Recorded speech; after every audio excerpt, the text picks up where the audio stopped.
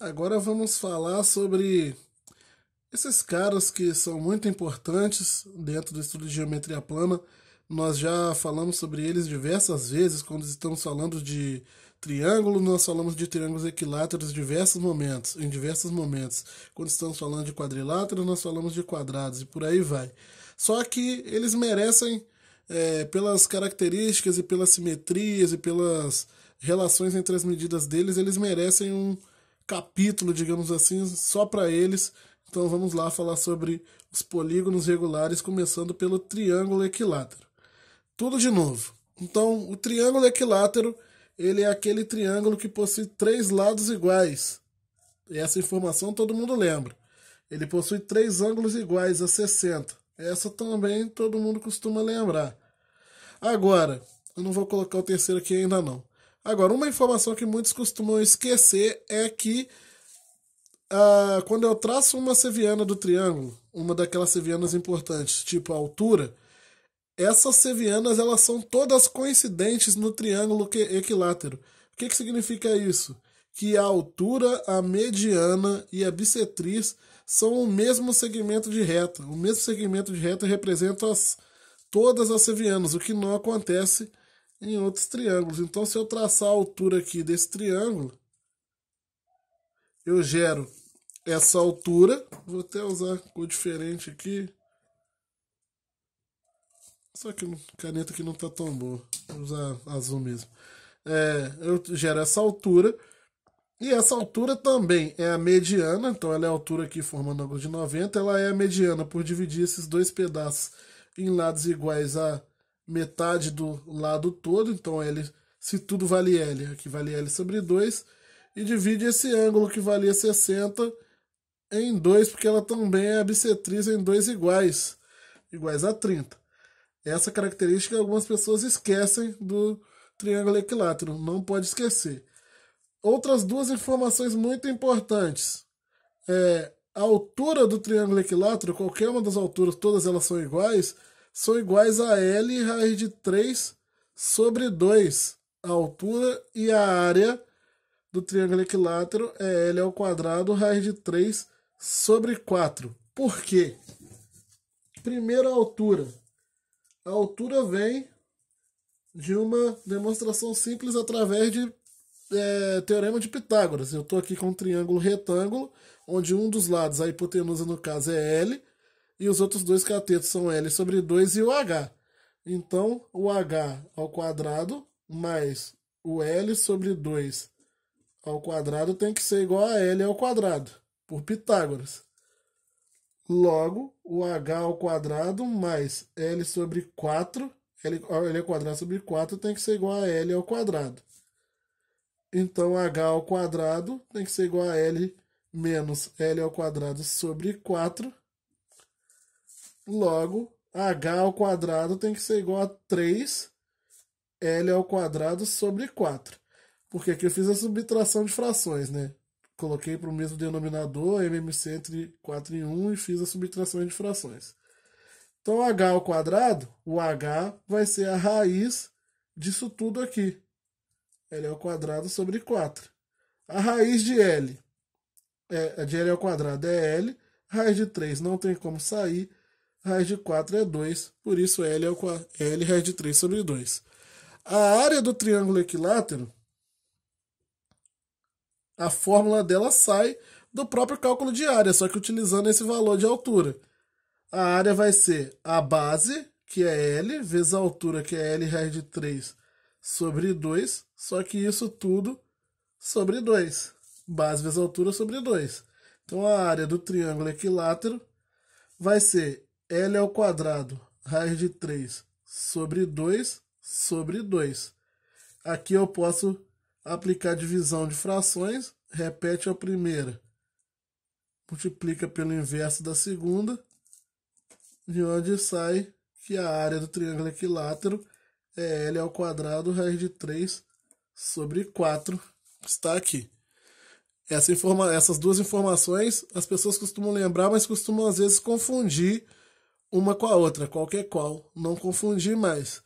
E a última informação que eu tenho a passar é você lembrar que quando eu traço aqui as três alturas do triângulo, as três medianas, alturas, bissetrizes, não importa, do triângulo equilátero, elas vão se cruzar nesse ponto que serão o baricentro, o incentro e o ortocentro do triângulo. O mesmo ponto serão esses três centros importantes do triângulo.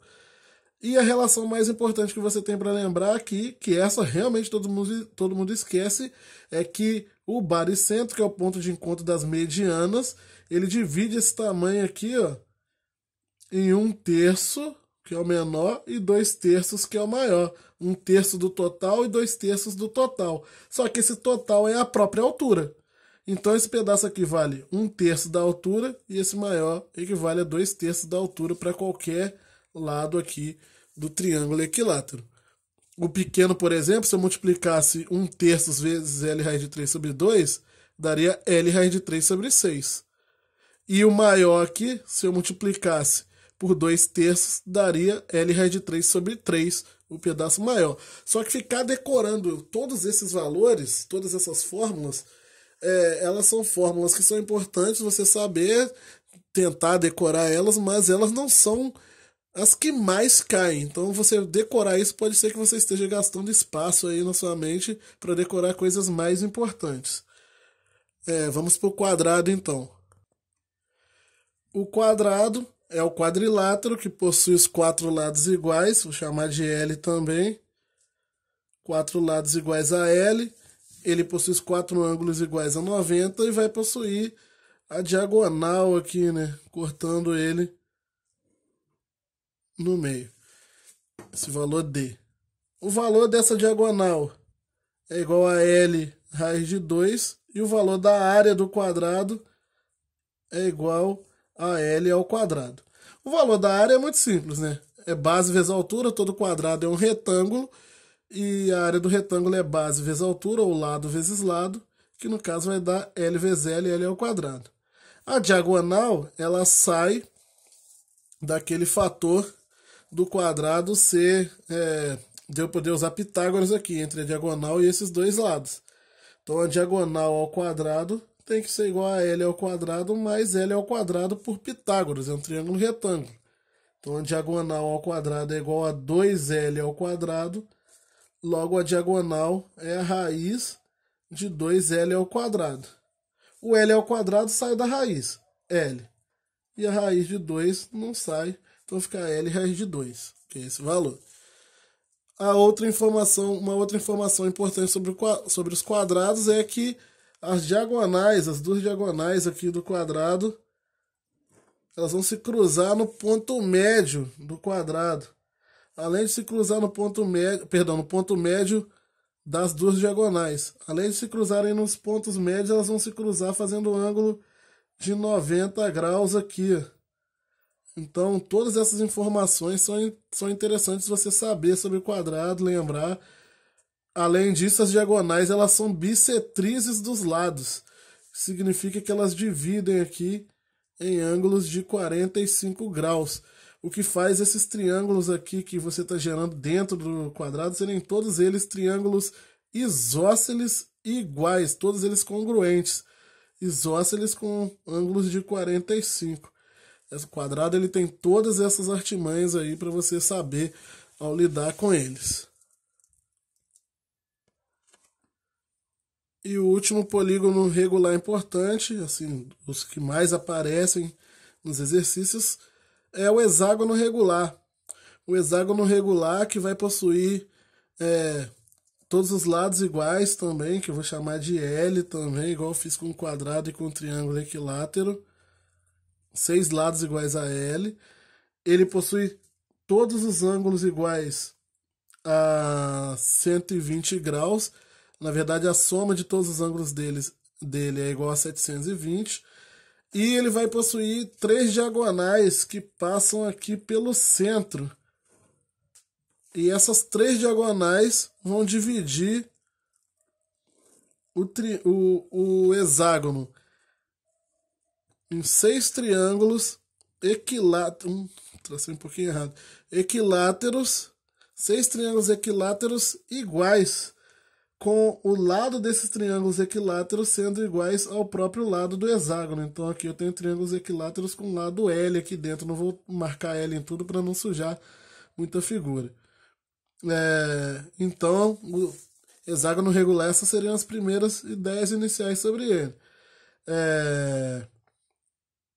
O que eu posso dizer sobre o tamanho dessas diagonais? Ela equivale ao dobro de L, né? Essas diagonais que passam pelo centro. Eu vou botar D aqui para essas diagonais, elas são iguais a 2L, porque o lado desses triângulos equiláteros aqui, ela é a soma dos lados desses dois triângulos equiláteros e cada lado desse vale L.